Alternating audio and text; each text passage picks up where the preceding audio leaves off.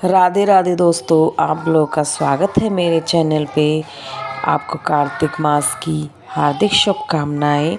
मैं आपके लिए आठवां अध्याय यानी कार्तिक मास का 8वीं कथा आपके सामने प्रस्तुत कर रही हूँ, इसका वर्णन कर रही हूँ। तो आप कृपा होके सुनिए, इसका आनंद उठाइए और साथ ही राधे राधे जरूर बोलें। कथा इस प्रकार है।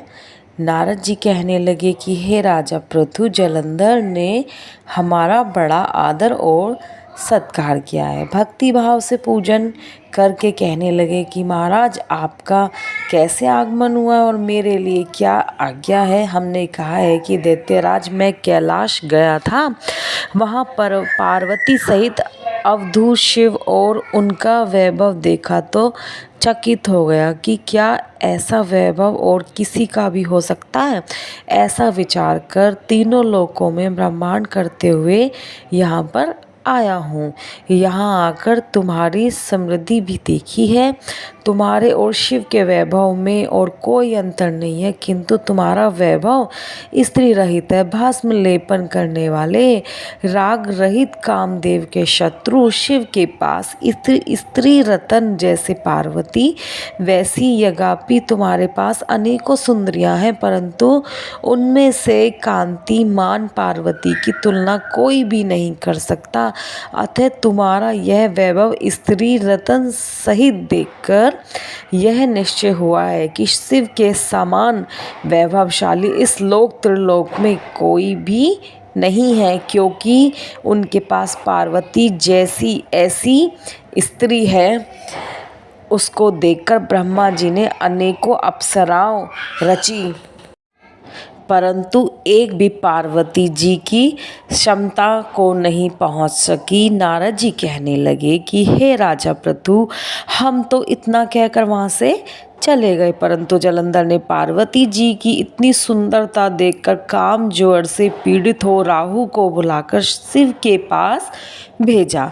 राहु उसी समय चंद्र के समान उज्जवल कैलाश को काला करता हुआ द्वारपाल नंदी द्वारा रोके जाने तथा शिव के सामने उपस्थित किए जाने पर उसने बोला कि हे शिव, तीनों लोकों के नाथ और सब रत्नों के स्वामी जलंधर की आज्ञा सुनो। शमशान वासी तथा नरमुंडों की माला धारण करके वाले जटाजूटधारी तुम्हारे जैसे अवधूतों के पास पार्वती जैसी परम सुंदरी स्त्री शोभा नहीं देती है। मैं तीनों लोकों का नाथ, सब रत्नों का स्वामी हूँ, क्योंकि पार्वती भी स्त्री रत्न है, अतः वह मेरे साथ ही शोभा दे सकती है, जैसे भस्म धारण करने वाले योगी के पास नहीं रह सकती। नारद जी कहने लगे, हे राजा पृथु, राहु के इतना कहते ही श्री शिव जी ने अपनी भ्रकुटी बाहों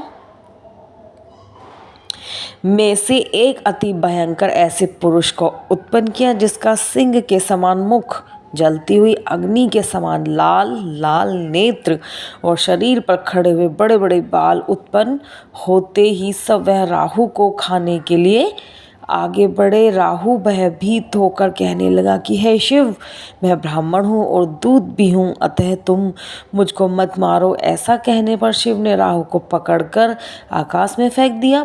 तब वह भयंकर पुरुष राहु को छोड़कर शिव के पास गया और कहने लगा कि मैं भूखा हूँ, मुझे खाने के लिए कुछ दो। तब शिव जी ने कहा कि तुम अपने हाथ पैर को खाओ। जब वह हाथ पैर को खाता हुआ सारा धड़ को खा गया, केवल मुख ही बचा, तब शिव जी ने प्रसन्न होकर कहा कि आज से तुम्हारा नाम कीर्ति मुख होगा और तुम हमारे द्वारपाल होंगे। पहले तुम्हारी पूजा होगी, तुम्हारी पूजा बिना हमारी पूजा निष्फल होगी।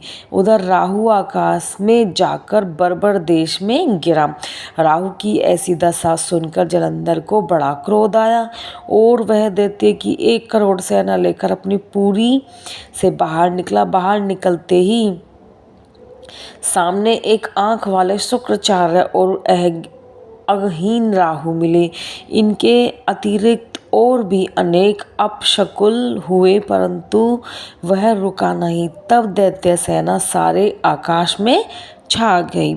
जब देवताओं ने जलंधर की कैलाश पर चढ़ाई देखी तो छिपकर शिवजी महाराज को खबर दी। श्री शिव जी ने उसे समय विष्णु भगवान का स्मरण किया। स्मरण करते ही भगवान वहां आकर उपस्थित हो गए। तब शिव जी ने कहा कि भगवान, आपने देवताओं को पीड़ित देने वाले इस दैत्य को क्यों नहीं मारा? इतना ही आप वहां आकर उसके घर में विराजमान हो गए। तब विष्णु कहने लगे कि यह आपके अंश से उत्पन्न हुआ है और लक्ष्मी जी का भाई है, इस कारण हमने इसको नहीं मारा, यह आपके हाथ से ही मारा जाएगा। तब शिव जी बोले कि यह तेजस्वी दैत्य हमसे नहीं मारा जाएगा, आप इसको मारने के लिए अपना अपना तेज दिखाई। तब विष्णु सहित सब देवताओं ने अपना अपना तेज दिया।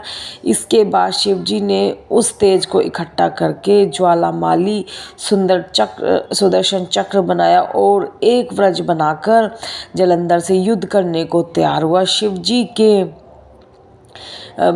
भूत गुणों की सेना की समस्त देवगण भी आकर सम्मिलित हो गए। उधर कैलाश के निकट जलंधर अपनी सेना लेकर आ पहुंचा। इधर कीर्ति मुख नंदी आदि सब गण और देव सेना भी मैदान में आ डटी। तब जलंधर और देवताओं को ऐसा घोर संग्राम हुआ कि जिससे सारा विश्व कंपायन हो उठा। युद्ध में जितने भी दैत्य मारे जाते थे उन सबको दैत्य गुरु शुक्राचार्य जी भी अपने संजीवनी विद्या से जीवित कर देते। यह देखकर भूतादिगण भागकर शिव जी के पास गए और उनको संपूर्ण वृतांत सुनाया। तब शिव जी ने अपने मुख से महाभयंकर ताल जंगा, जिसका मुख पर्वत की कदंतरा के समान था, एक कन्या उत्पन्न की। वह कन्या दैत्य को खाती हुई शुक्राचार्य को उठकर एकदम से आलोप हो गई। तब दैत्य को शिव गुण बुरी तरह से मारने लगे। गणों की इस मार से घबराकर दैत्य सेना भागने लगी। दैत्य सेना को इस प्रकार भागते देखकर जलंधर के सेनापति शंभु और निशंभु तथा कालनेमी आगे आए। उनको देखकर दैत्य ने अनेक प्रकार से देवता